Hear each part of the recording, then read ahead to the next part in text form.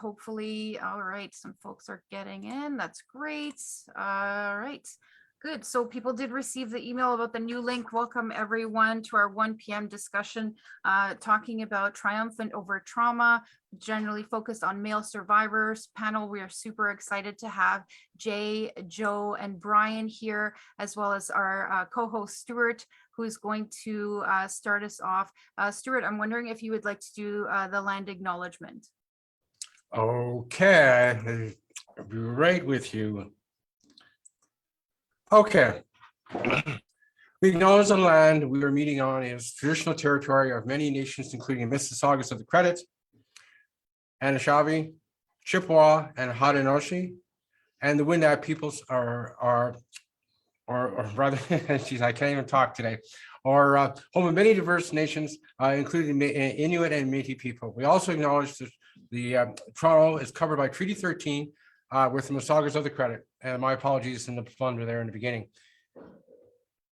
Thank you, Stuart, so much for doing that. And again, we're here for the 1 p.m. Triumphant Over Trauma panel with male survivors from Voice of Men 360 and International Men's Day.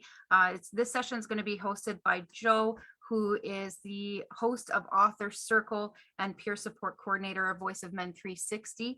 And we have guests, Brian Morrison, founder of Adult Male Survivors of Childhood Sexual Abuse, and Jay Rothman, who is a transformational coach, Hike and Heal Experiences, Real Men, Real Talk live show, executive producer and host. Welcome, everyone. I'm going to pass it over to Joe.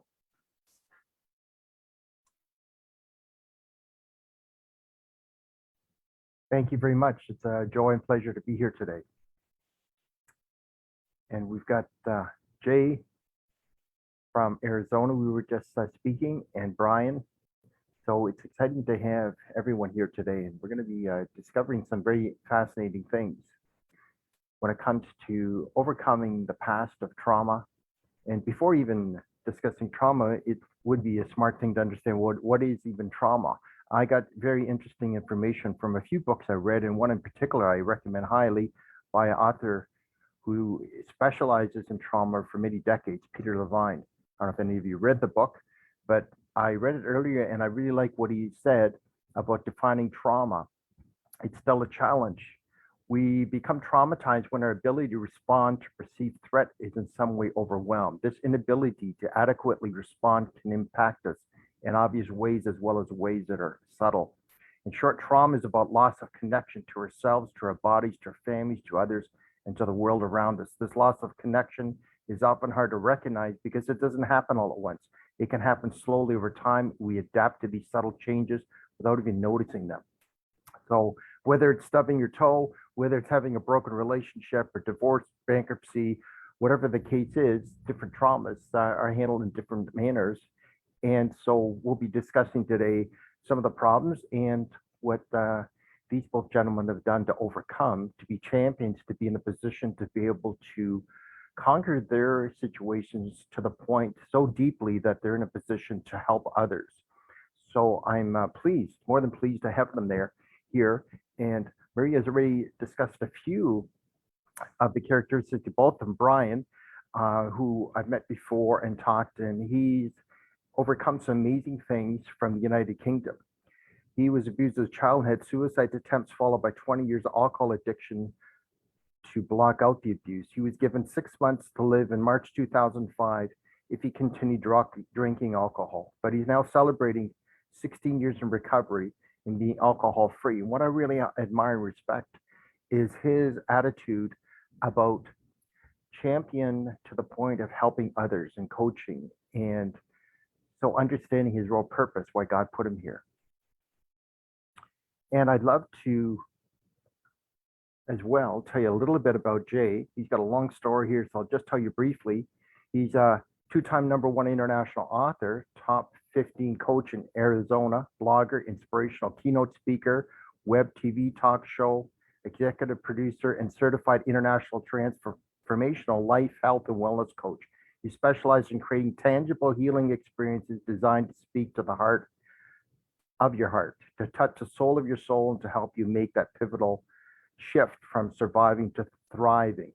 So Jay's message basically is about creating the authentic life you deserve, your birthright to love and be loved. His focus when leading a keynote workshop is hike and heal experience or facilitating one-on-one clients is to inspire clients that we have infinite possibilities to find our superpowers within to be free of our inner bondage. I love the wording, to find our superpowers within to be free of our inner bondage. It sounds awesome.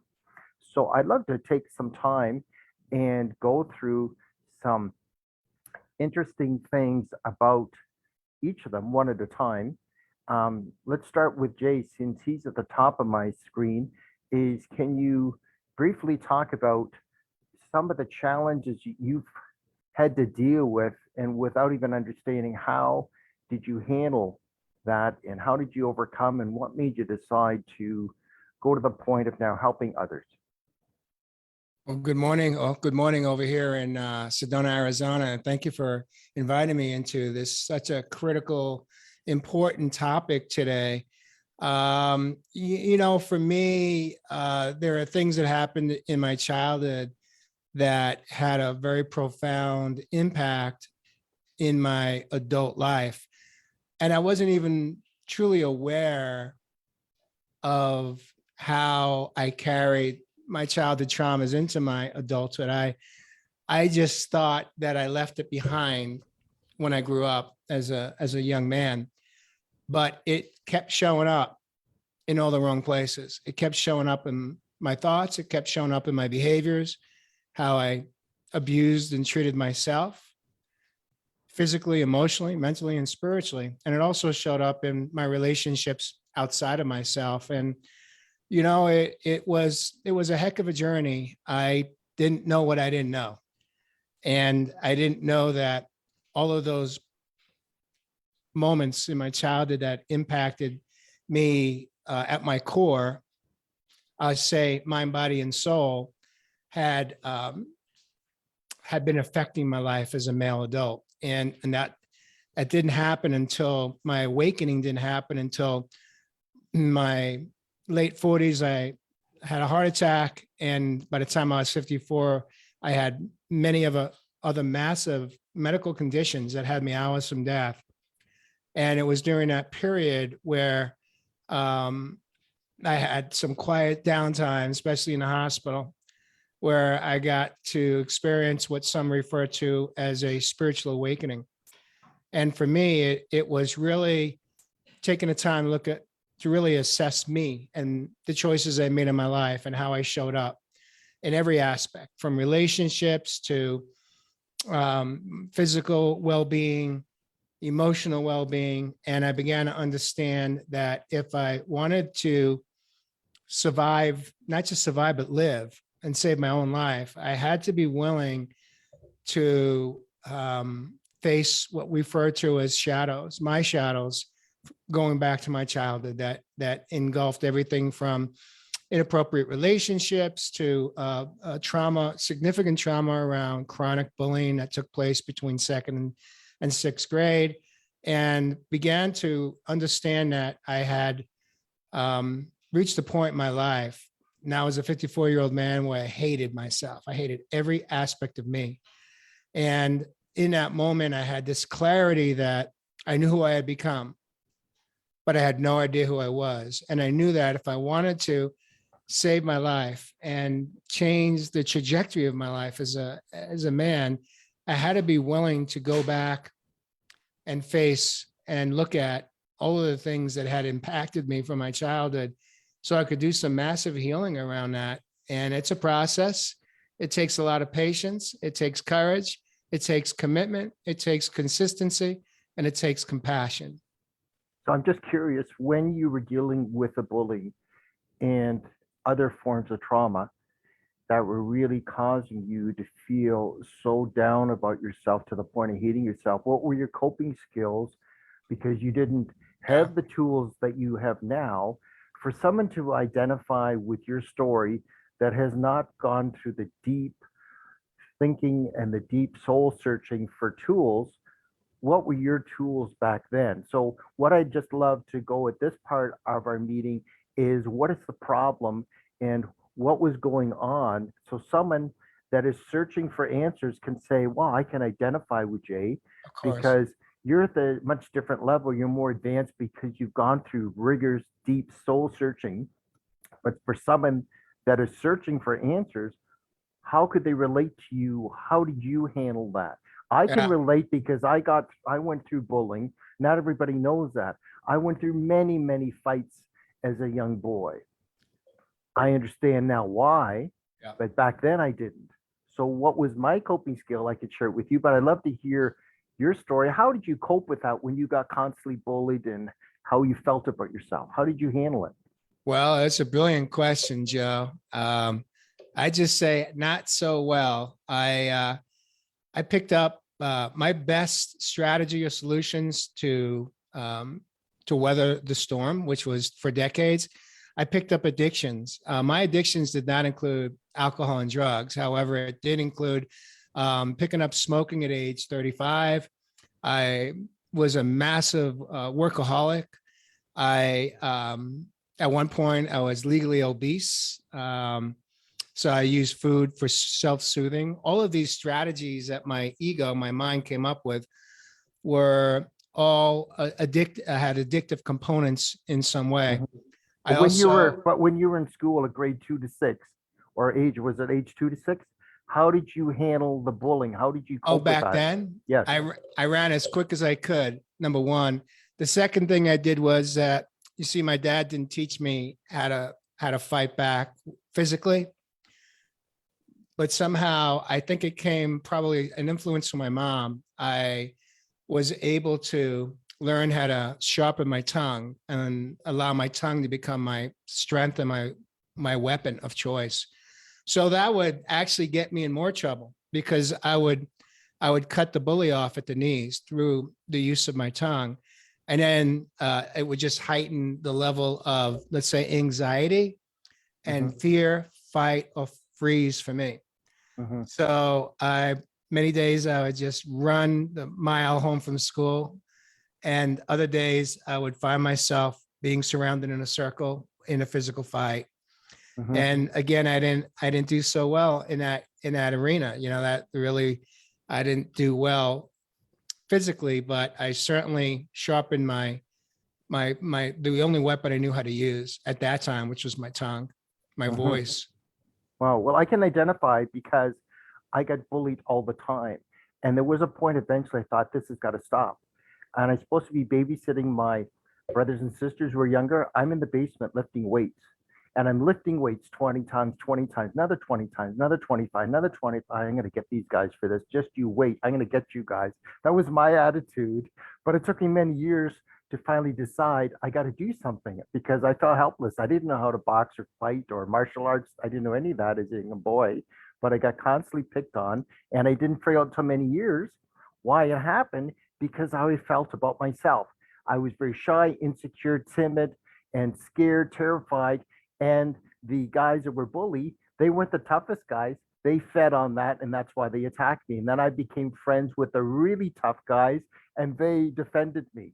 So I had different ways how I handled it. So that's fascinating. I'd love to shift over to Brian and hear some of his early story in his life, what actually happened that caused some real turmoil and trauma and anguish and anxiety and stress in his life. So someone that is now looking at what's going on in their life that can provide some reflection in their lives and relate. Can you say a few words, Brian? Yeah, sure. Amazing to listen to Jay there because I could relate to a lot of that. Very briefly, I was brought up in the care system, moved around various children's homes as a child.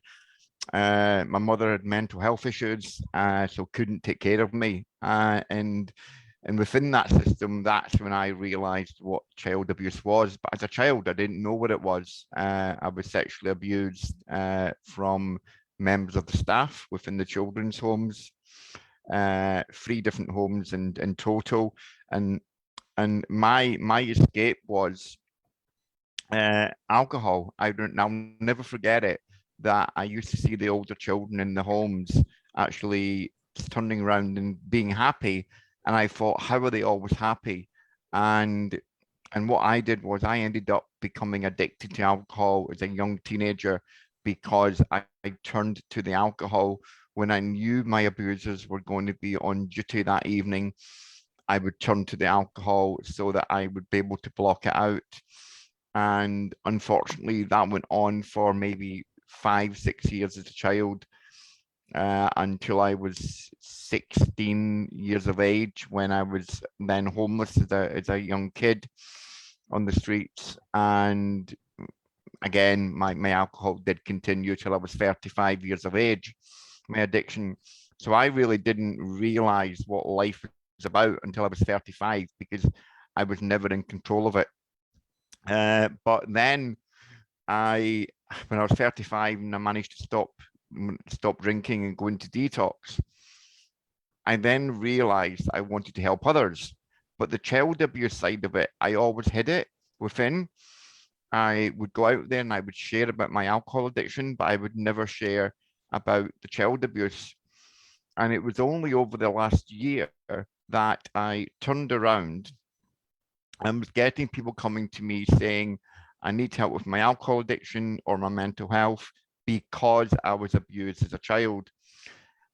And the more and more I heard this, I was thinking, wait a minute, I'm trying to support these people, but I'm not being honest about my abuse. And I decided only maybe a year ago to come out and say that I'm a survivor of abuse.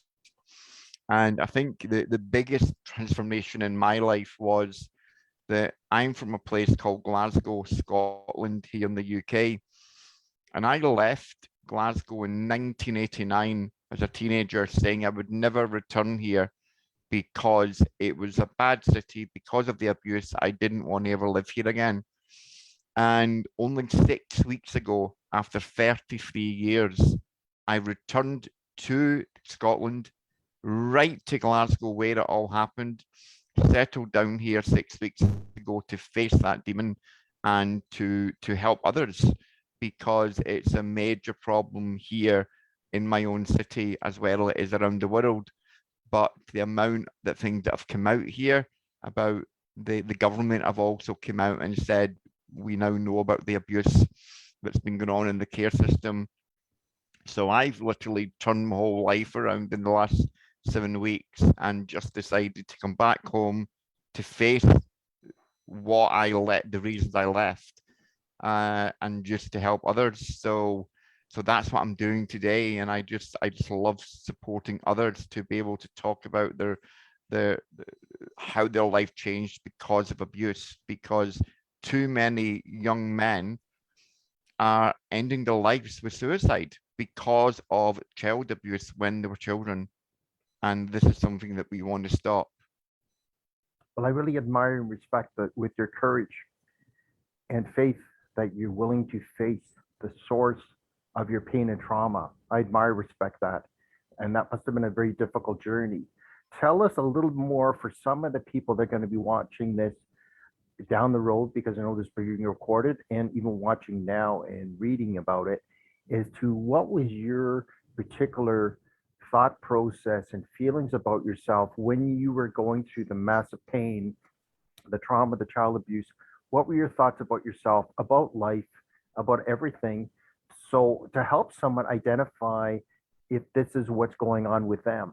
So I just want to elaborate a little more on the problem before we get to, in a few minutes, a solution. Yeah, I thought I was bad. I thought I was evil because I was told that I wasn't a nice person. And of course, you're told when you're abused, most people are told that you cannot tell anyone. So I could never share it. I thought I was a bad person. I thought I couldn't have any friends. I also what I did notice was, and I only noticed this maybe a year ago, was that in my whole life, since being a teenager and being abused, I've never been able to get into a close relationship. I was in a relationship for 17 years at once, and the alcohol also took over. I have been in maybe two real relationships in my life, one of them being now. And I can honestly say that in these relationships, I have not been comfortable even going to my own bed with my partner because it worries me what's going to happen. That's what the abuse has done to me. Even today, 52 years of age, and I'm still worried about going into bed with my own partner because of the abuse that happened as a child. So, and I didn't realize that the other people I'm speaking to are going through the same. And I thought I was the only person. I mean, 52 years of age, that's like 35 years ago or more that abuse was, and 35, 36, 37 years ago. And I'm still worried about going to into my own bed with my partner to even sleep. I would sleep on the sofa. There was a period during lockdown where for 18 months, I slept on my sofa every single night because it was an excuse for me not to go to bed next to my partner because I said that I didn't feel well. And I played up on the COVID situation because I thought I can escape going into that bed and feeling vulnerable. So I had to face that. So would you say the emotions that you had as a child were based on fear, anger, terror? How would you describe those emotions? For me, it was definitely fear and terror. It was, I never forget when I knew this one specific member of staff, when I knew they were coming on duty and their name would be on that board in the children's home. I would never forget the fear going through my body, the terror, as you said. My body would actually tremor of what was going to happen that evening with that member of staff, that I would need to go out there and make sure that I found alcohol. I mean, 13, 14 years of age, trying to find alcohol just so that I wouldn't, to try and block out what was going to happen later with the abuse. I see. So when did you start getting involved in alcohol? What age? I started drinking alcohol when I was roughly 13, 14 years of age. Wow, you started pretty young. How yeah. did you get access to it with being underage? Right. Well, there was older kids in the children's home, and as I said, like I noticed them going out truanting school, and I ended up finding them in the park one day with alcohol, and I realized why they were always happy, and then I said, well, if you don't give me some, I'm going to tell on you. So they did give me some, and unfortunately for me, it did something to me, which brought on an addiction. And it managed to, I've quickly realized that I could get alcohol by hanging around with the older kids that could get it, or going to the local shops we'd all put our pocket money together, and one person would go to the shop and ask someone outside to go and buy the alcohol. So why do you think, or what do you feel that you were attracted to getting involved with alcohol? Sorry, say that again. Why do you feel that you were attracted to getting involved with drinking alcohol? I have no idea. It was just something that it made me feel good. It made me happy. I knew that I forgot things, and the more that I started drinking over the years, I realized that I forgot stuff that happened. So that made me want to drink more because I didn't want to remember a single minute of that abuse. So it was basically a way of masking the pain or medicating yourself to be able to soothe the pain that you were dealing with, the trauma. 100%. So I want to go back to Jay for a few minutes before we each take turns on discussing the solutions. Can you identify with anything that Brian has said, or how would you feel that your upbringing or your later years as you're going along, what would you identify the items that you would call traumatic, fearful, angry, traumatic, or terror in that respect, in terms of what you were saying about yourself, how you were feeling about yourself, if you were to give some characteristics to it? You know, it's interesting, Joe. I deep within, I had what I refer to as almost like this extreme loneliness, this extreme black hole, almost like an emptiness within. And I was in a 30-year marriage. I got married in my mid-20s, and even that didn't dissolve how I felt about myself. So I felt very low self-esteem internally, and I overcompensated by my drive in life was, if I can create wealth and success in my career, then I could prove to all the people in my younger years that had had emotionally and physically and or sexually hurt me, so that I could overcompensate. And I remember, like yesterday, the first time I put on that power suit, that men's business suit at age 20 and a half, I looked in the mirror and I felt like I had this new superpower.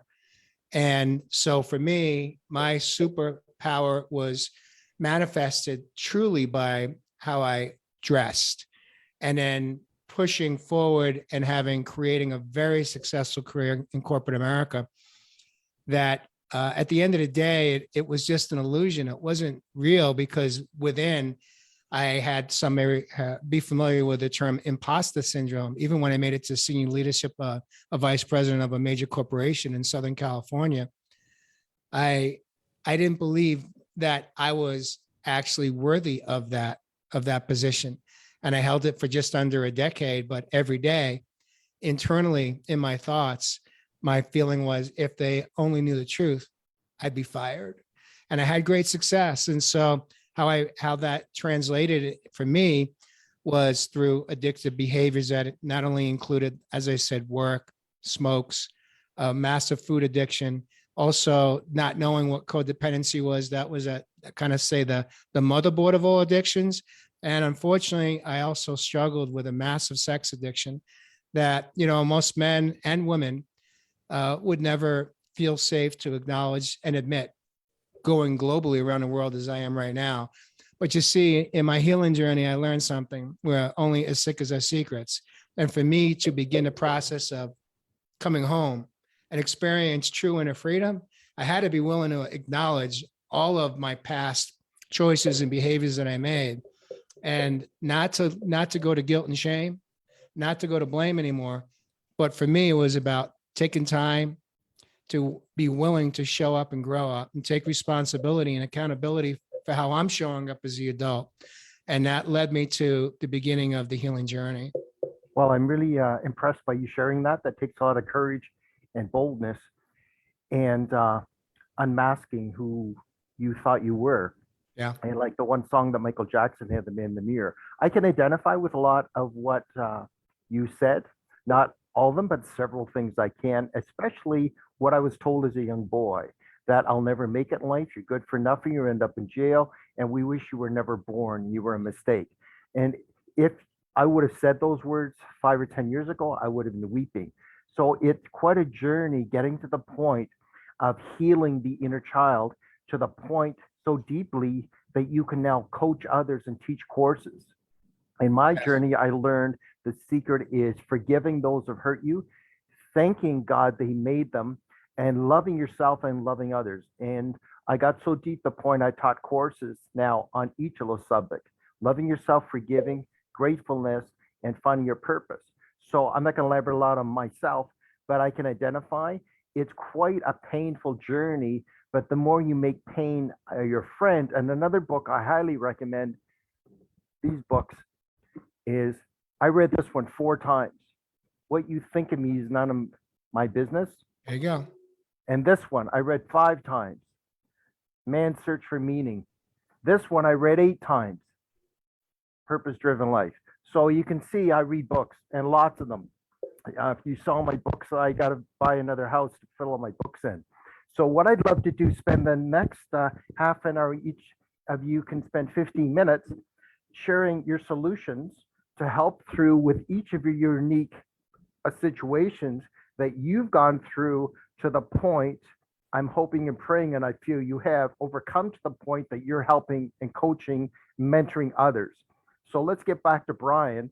Help us understand, if now you were doing a seminar of 100, 500, 5,000 people, or even one person, and they were struggling with what you struggled with, how would you give some key points?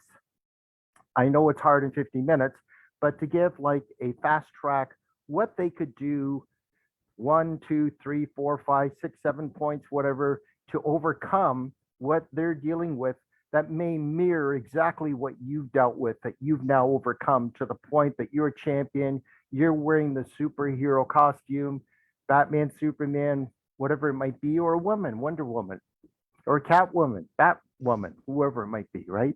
We can't just talk men, because there's ladies I know watching this and are hoping to get some inspiration to the point that they can now overcome what they've been struggling with, that they can feel lighter. Because if you're not overcoming things, it's like carrying bags of cement on your back. And who wants that? Pretty hard to run a marathon when you got bags of cement on your back. So let's turn it over to Brian. I'd love to hear. And he's got a great accent. I like his accent. So it's great to hear. We don't hear that too often. Jay thought I had an American accent, but I'm Canadian. But you're from Scotland. So let's hear from Mr. Scotland. Okay, thank you very much. Yeah, I love that name. I'll take that name anytime, Mr. Scotland.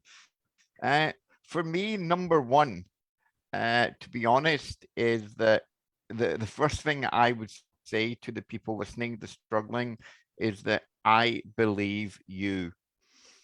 This is one thing that I think that people are put to try, and you will never be believed. When you're being abused, or when I was being abused, I was told that you will never be believed.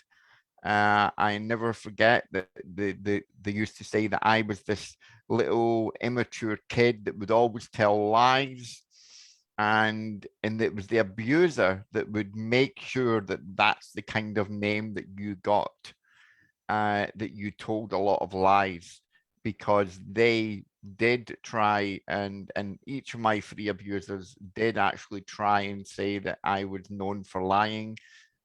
So number one for me would be say, look, we believe you. I believe you.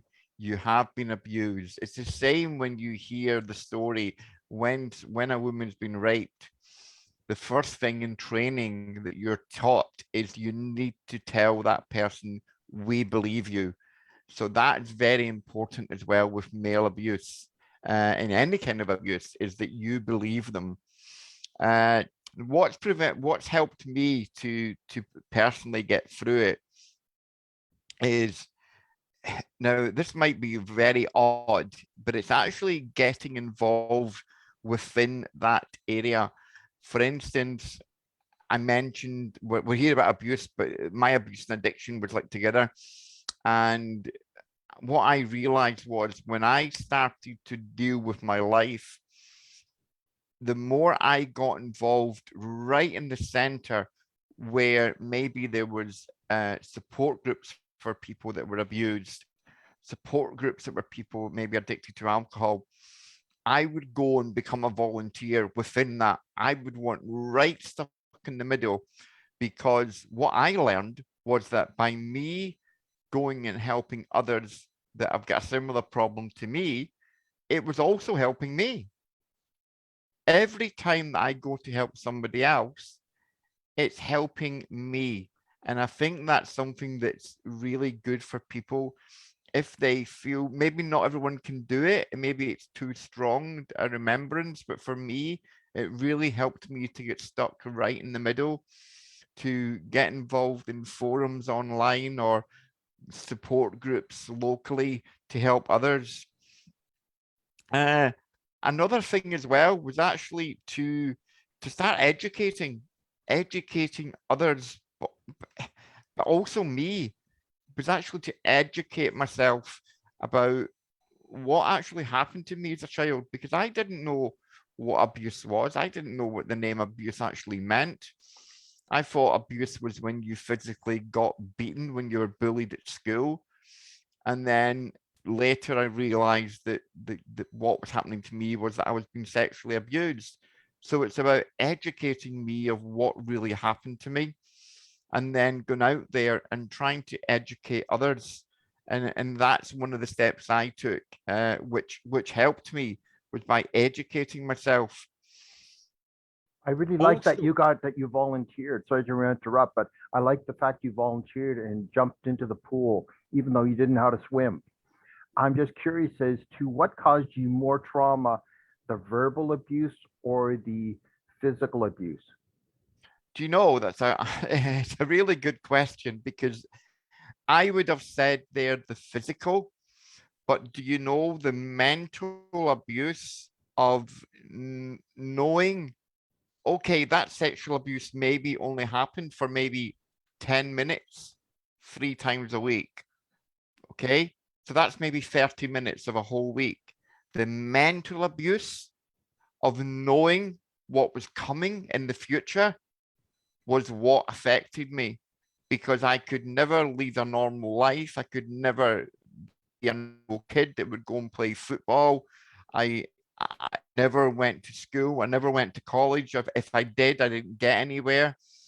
It was what it did to me mentally that I would say was the worst. And until you asked that, I probably have been saying to everybody that it was the physical, the sexual abuse. But to be honest, it's probably what it did mentally to me, because I tried to end my life with suicide attempts, and so yeah, it definitely. I'm glad you asked that question, because before I would have said definitely the physical sexual abuse, but it's definitely the mental is the key, that what ruined my life. Well, I knew the answer because I dealt with the same thing. If you believe what someone tells you, that you're good for nothing, you're a mistake, you're worthless, you'll never make it, and you're doing what Jay talked about earlier, fighting hard, and your main purpose of achieving and being successful is not for your own reason, but to prove to someone. If you're constantly proving to others, then yes, what you feel about yourself and what you see in the mirror doesn't match. You know, you could be skinny, but you look in the mirror and you see someone fat. You could be a beautiful woman, but you look in the mirror and you see an ugly woman. Do you know how many women I've talked to that are absolutely gorgeous, but they don't think they are? And they think they're fat, they're skinny. So what does that mean? It means that it's very important is what do we think about ourselves? When someone gives a derogatory remark to you, if you believe it, that's where the danger happens. If you shrug it off and laugh about it and pray that God will bless them, even though they said something mean to you, then it kind of, as the saying goes, it's like oil falling off your back, right? You know, so sorry to continue. I had to ask that because that's a lesson I learned myself. Is someone could keep beating you, and you could just keep get stronger, but it's like a joke to you. It doesn't matter to you. But if on the other hand you start believing it, that's where the danger lies. So that's need to figure out how did you change that from a point of having suicide thoughts to now feeling good about yourself and strengthening your inner sides, that you are in a point of helping people. I love the volunteering aspect. That's a great idea because you get involved in the group, you don't know what to do. And just jumping in. The pastor of my church said this, and I love it. He said, if someone asks me to do something, I don't know how to do it, I'll agree and then figure out how to do it later. That's my line. You just stole my line. Oh, really? He actually said it. That's from I Pastor use Ken that Miles. line all the time. If somebody asks me to do something, I always say yes. Even if I don't know how to do it, I will go and learn how to do it after I say yes, because I believe that you should never say no to anyone. That's probably another area that I'm starting to get good in, because you don't know what they're going through. Mm-hmm. Don't know what they're going through in their day. And by you saying that word no, what could it do to their mind? How is their mindset at that time? What could it make them go and do? And I'm quite known for being the yes man, because I don't like to say no. And I need to stop it in business because I give a lot of things away for free. So I totally get it. But something else as well was something that Jay mentioned before, was about trying to, it didn't matter what level of success you got to, you didn't feel you had done it, you got there. But also I felt that, did I do something wrong? Am I lying? When I got to a position I wanted, have I lied to get here? Should I be here? I'm nothing. And the things from the abusers stay with me even today, because I still think, like, should it just go off my back and not bother me anymore? Some people say, well, how can you live and say you're a survivor of abuse, and why don't you just move on? I truly believe that by speaking about it, you are moving on. By sharing your story, you're definitely moving on and not locking it out. Well, you're going much further above and beyond moving on when you're now focusing on what you can do to help others. When you founded the MASCA, which supports male survivors of child abuse, you're not just moving on. You're going above and beyond a whole new galaxy and universe by helping others, because you're going deeper in your recovery to the point that you can coach others. Right? So do you have any other solutions, what you would do to help somebody? I know this is not an overnight sprinkling of dust and you're wonderful, but what are some of the other things that you've done to help overcome the inner healing of the inner Brian to the point of becoming much stronger? What have you done? Anything else that you can share with us? Well, what I've learned in the time that I've been helping people is there's two things, and it's to, because some people don't know. I've had people come to me who say that they don't know if they were abused, because when they were abused, they were told that it was just a game, and that it nothing, it wasn't anything bad. So I've had people come to me who say, was I abused? And when they've told me their stories, every single one of them were abused. And I think that's where, again, I have to go back to that story about getting that message out there about people being believed. Because it's so, and that's why I repeat it a few times, because there's so many people out there that are not believed. And I think it's time that they should be believed. And again, when it comes to men feel so, the amount of men that I've supported, men my age, older and younger, and they come to me and they think, this is my last option. And I'm like, why? And they think, because I'm a man, I shouldn't be speaking up about this. I should be able to cope because I am a man. I shouldn't be able to. And then unfortunately, that's when I go down the suicide attempts.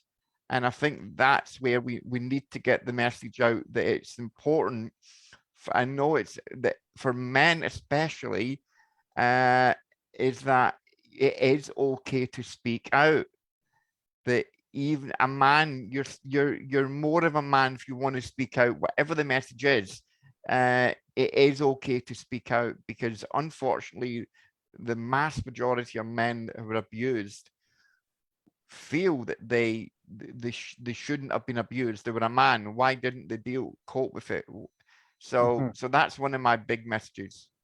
Well, for the last minute we have before we turn back to Jay, if someone came to you and they say, this is my last option, I'm ready to go to the ocean and jump, and I don't care if I come up. I'm ready to end it. My life is worthless. No one cares. The pain is too much. It's less pain to die. What would you say to them to give them hope and help them through that? Straight away, I would turn around and get their mind off what they're thinking of doing by sharing my story of when I was there, when I was at the very end, when I was ready to end it on I think there was about 7 or 8 occasions. And how, after I'd thought about it, I was glad I didn't do it. And my message to them would be, look, if you don't seriously listen and take some support from me, you're talking about doing something which you won't be able to come back from. Truly, believe me, there's an amazing life out there when you do get support. You don't need to do this. Let's meet, let's talk face to face, and then we deal with it. It's letting them believe that they'll get through that period and that there is a light at the end of that tunnel. And that's the biggest thing when they get to that point, is getting them past that point to believe in you, in how you ended up so happy in life after being suicidal and wanting to end your own life. If they hear a success from somebody else, it gets them away from that thought of what they want to do. I like that. That's very good. Thank you for sharing that. And I admire, respect the journey you're on and that you're going your utmost to help others. So I'd love to turn over to Jay. And if you can provide some solutions from your situation as a child, from being bullied and from your low self-worth and image, even though on the outside it looked like you had it all together, but inside you were crumbling apart like a oatmeal cookie, falling and breaking in pieces. How did you overcome different things in your life that you would be in a position to share with someone that they could relate to and say, hey, he made it through that. I can relate. What would be some of the steps that you would advise someone to look at seriously to overcome to the point that they could wear the superhero outfit? Because I love what you say about being a superhero. I love that. Yeah, thank you, Joe. And Brian, thank you for sharing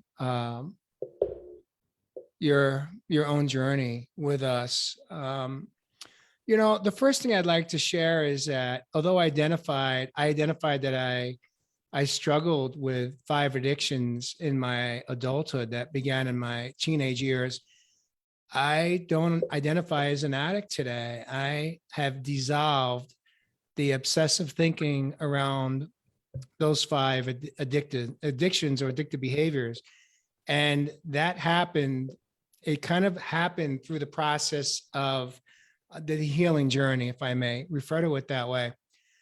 And so my story for me today is not about how I showed up in the past. It's more about how I show up today. And one of the first steps that I like to share with my clients when I work with them one-on-one is that it's not that we want to deny or minimize the pain or the experiences that we encountered and endured as young children and even as teenagers, and maybe even in our adult relationships. Abuse happens in even adult relationships. It's not that we want to deny that those things happen to us. And I clearly do not encourage us to stay living in our past experiences, the past trauma and the past pain around it. It's that we have the ability to change our relationship with all of those things that happened. And one of the ways that I guide my clients and mention, I didn't use the word help because I don't have the power to help other people. What I do believe I have the ability to do is to inspire and bring hope to other people, that they have infinite possibilities to release, to heal, and go from surviving in life to learning how to thrive in their life. Now, it's a process. It takes patience. It takes the commitment. And there's 4 factors that play into it. I believe that there's 4 pillars. And the 4 pillars are, there's the emotional healing, the mental healing, the physical healing, and the spiritual healing. And part of that is if you just focus on one area, it's like looking at a chair. If one of the legs is weak and fall and breaks off, the chair is going to collapse. And that's what ended up happening for me, because early on in my late 40s, when I had my first physical crisis and a heart attack, I did what Western medicine told me to do, which was quit smoking, join a gym, and change your diet to a Mediterranean diet.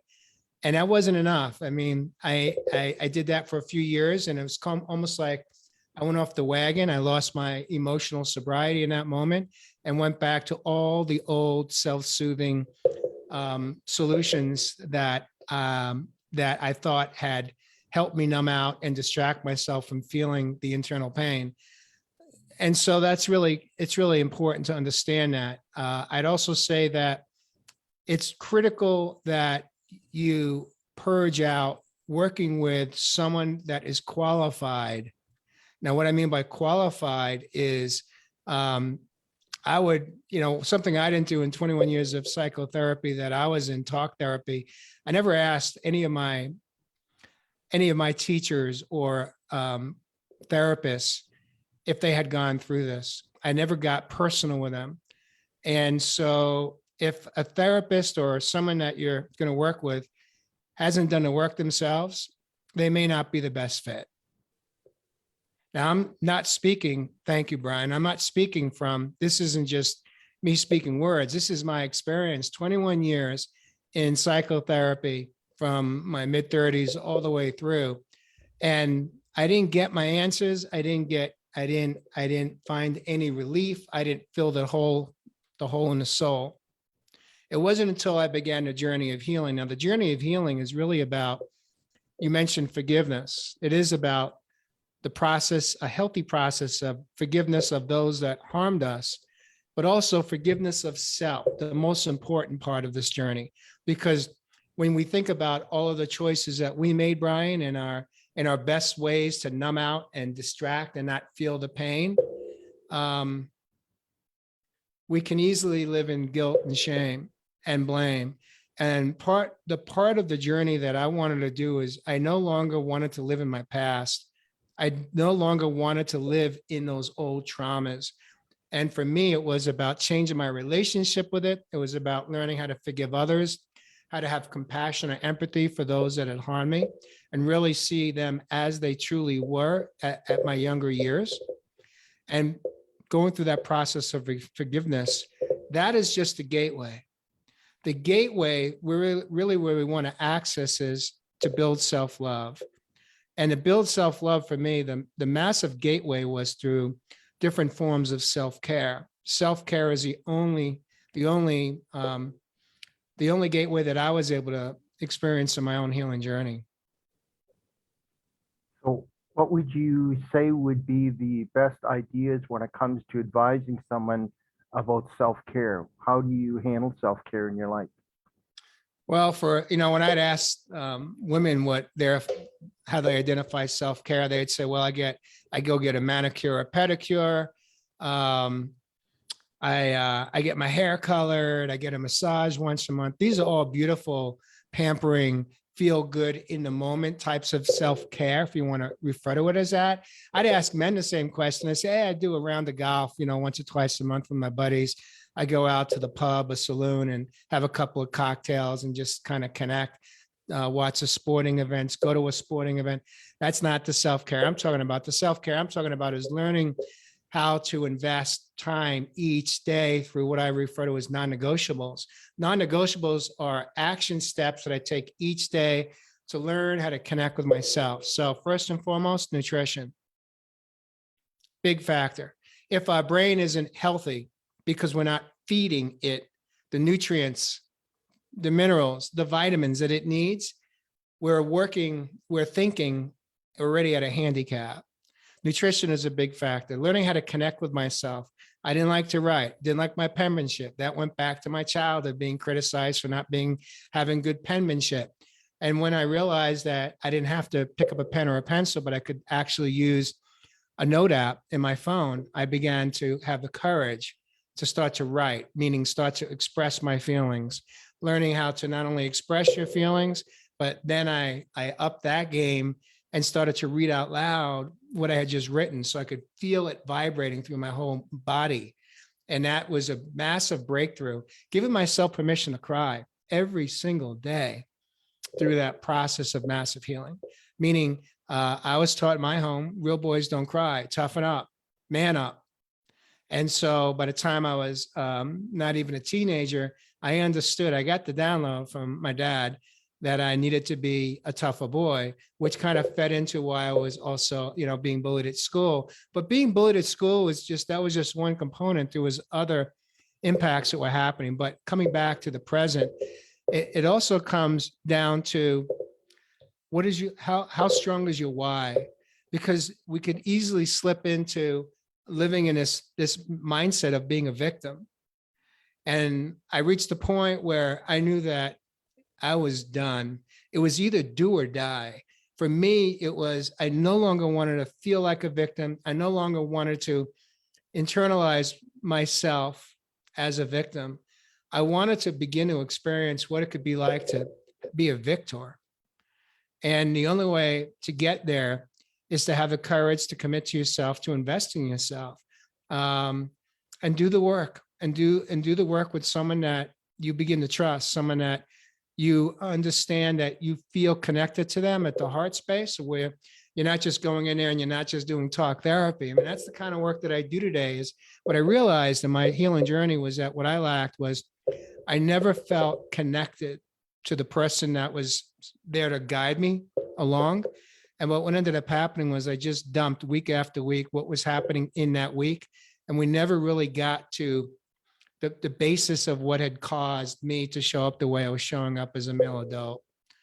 And so the process of healing past sadness, past profound trauma, wounds, experiences, pivotal moments, is by having the courage and the desire to be free of your inner demons, your inner pain, your inner stories that we just keep repeating day after day, year after year, decade after decade. And I'm here to say, if you're listening today, you have infinite possibilities to heal.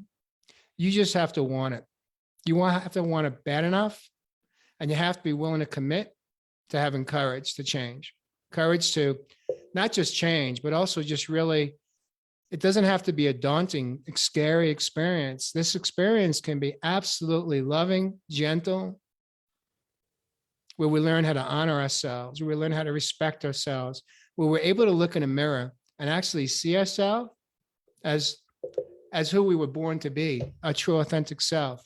Not the person, Brian, that you described as how you showed up in your life for yourself, or as how I showed up. And understand that all those things that I thought could bring me happiness or could fill that hole, none of those things worked. I couldn't fix myself outside of myself. I had to be willing to come in order to heal mind, body, and soul. You're muted, Joe. I greatly appreciate you sharing that, Jay. And we're almost at the end of our meeting today. It's amazing how fast it's gone. As the saying goes, it's amazing how time flies when you're having fun. So you had some great pointers there about nutrition and journaling, giving yourself permission to cry, and understanding your why, being connected to the person that is helping you, becoming turning from being a victim to a victor. I love that. Having the courage to be free of the inner pain and trauma. You have infinite possibilities. You have some great words. I can tell you've worked very hard to get the point that you're at. And I'm grateful that we've had the opportunity to be involved today with this program on overcoming trauma, becoming triumphant over it. So we're almost at the end, and I'm grateful for everyone here. I encourage you to come check out Voice of Men 360. I just interviewed a gentleman pre-recording for this Saturday coming up at 11 o'clock Eastern Standard Time in the morning. I highly recommend checking it out. It was an excellent interview. It was a book he wrote recently called Secret Shame, dealing specifically with child abuse and male sexual abuse. It took him 7 years to write the book. So I recommend checking out. His name is Dr. Douglas Carpenter. I'm involved with a once-a-month interviewing of authors, the third Saturday of the month at 11 a.m. As well, I host a program called Peers Support, where men get together and really talk transparently and honestly about what's going on. We provide encouragement and support. So I recommend checking it out. And we have many other things. We're going to be involved with International Men's Day. So we provide help for men and boys issues. So check it out, Voice of Men 360. It was a true honor and joy being involved today. I thoroughly enjoyed talking to Jay and Brian and on their amazing healing journey of power. Both, I can tell, are superheroes. And thank you, Stuart, and thank you, Maria, for enabling us to be involved today. You're quite welcome, Joe, Brian, and Jay. My apologies. Maria had to step out. She's actually on her way to the gatehouse. And Okay. Joe, you had asked me to do something. Unfortunately, I can't do that. Okay. Actually, I think she's trying to get on here right now to do that. But Okay. but first, I really want to commend you on your strength and your words today. because I know for men, this is not an easy topic, and I deal with this all the time myself as well at the gatehouse, and for many, many years now. So it's great to hear you talking about this, and hopefully this will encourage other men to come forward and to finally talk about this. And the beautiful, actually, here's Maria here now. So hello, Maria. This will encourage other men to come forward and to finally talk about this. And the beautiful, actually, here's Maria here now. Hello, Maria. Hi, everyone. Yes, I came down. Oh, I think I've got you open on Facebook. 1 second, Stuart. I've got an echo. 1 second. There we go. Hopefully that echo is gone. Can you guys hear me okay? Yep. Awesome. Well, thank you so much, Brian, Jay, and Joe, for sharing all that you shared. I was listening on the way down in the car, and I was like, exactly. Brian, what you said about, telling people that we believe you is such a pivotal message that all survivors need and deserve to hear. Because a lot of times we found that, especially male survivors, are told things like, take it like a man, don't cry, shove that under the carpet. We're not going to talk about that. And of course, women as well. But it's really harder for men to come forward knowing that there's a lot of stigma and shame still associated with being a male survivor of childhood sexual abuse. I really want to commend you three for coming on here and sharing your parts of your story. And Joe, for being a fabulous host. I felt like I was on one of those CBC podcasts as I was listening. This is amazing. Thank you. Did you want, I'm going to try and share the PowerPoint. Was that what you were referring to, Stuart? Sorry, I just jumped in on the last leg of It's that. just one page. Yes. I tried to share it myself. It didn't work. So if you have transcript going, or if you're recording this, then you can just add it, because I would have discussed it quickly. Depending on how much more time we have, I can share it. Only take a couple more minutes if you're able to. I wasn't able to add it with the file software that I have, because they're asking for OneDrive, Dropbox, Boxbox, Microsoft SharePoint. I didn't have any of that hooked in. I didn't realize. I've been able to share other files with other formats that Zoom has, but for some reason it didn't work. So I tried to copy and paste, didn't work either. So if you can, great. If not, then just add it later, because I can see that you have a transcript going here. Should be able to. I just need to log in. In the meantime, are there any questions from anyone in the comments or comments for our presenters today? Please feel free to share while we're trying to get that other document on the screen. Actually, there's Quite one a from few. Deborah. There's a comment or a question, Stuart? I don't see Question. if you can Her hand is up, read but it, she please. didn't specify the question. Okay.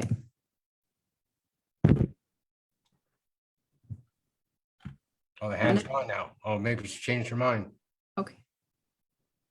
Let me just see here. Sorry, I also had to switch computers as well. Just having a lot of fun this morning with all this technology. Okay, here we go. I have the PowerPoint. 1 sec. Okay. I also wanted to commend Brian, because he mentioned that he joined a peer support group. And then he said something so pivotal, like you're really helping yourself as you're helping others. And so many facilitators at the house mentioned the very same thing, Brian, that, as they're facilitating peer support groups, they are learning so much about themselves. Many have commented as well, like they've gone to therapy or they've gone to other addictions recovery groups, and they come to the Gatehouse group and they're like, I thought I was done. Like, I thought my healing was done. I was good, and then other things surface in group and they're like, this has been an amazing experience. So I'm just going to share this It slide really, now. really does help if you get stuck in right in the middle of it. It's amazing. Yes, I put that together. I like acronyms. All the talks and courses I've done, I love acronyms, and it took me quite a while to actually think of the right words, and I like what I put together. So if you look at the negative word, trauma, T for troubles, R for rough times, A for anger, ugliness, mourning, and anxiety, and then the bright side of when you finally overcome it, truth, reconciliation. Does that sound familiar when it comes to Canada? And acknowledgement and understanding, and then mending and momentum, and then achievements. So we could probably talk a half an hour to an hour on each letter, but this relates quite well to Canada with the Aboriginal community and with other communities in the United States. And now I'm hearing with Brian with United Kingdom about the residential schools, about other caregivers and other areas that were hidden, that were secret. And in the interview I did on Saturday, pre-recorded for this upcoming Saturday, that's discussed fully in the book. I highly recommend his book. I don't have it covered, but I only have a PDF. It's 399 pages. He goes through massive detail about it. It took him 7 years to write it. So you need to see this interview. It's amazing. So I love this because the truth kind of needs to come out that Brian and Jay are doing. And then reconciliation, if at all possible, with someone that caused you the trauma. And you're acknowledging that this is true. And then you begin to understand it. And then there's mending going on. And then eventually there's momentum. And that is very important in especially business world. You need to have momentum, if you understand what it means. And then there's achievements where you're actually at the point where you're helping others. So I'm telling you, it took me a long time to figure that out, but I love acronyms that goes together so well. And anyway, thanks for sharing that. Appreciate it. I couldn't get it up for some reason. So thank you.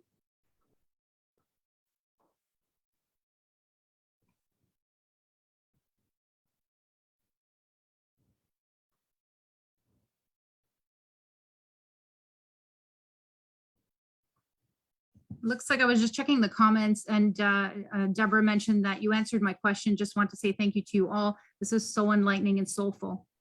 Thanks, guys.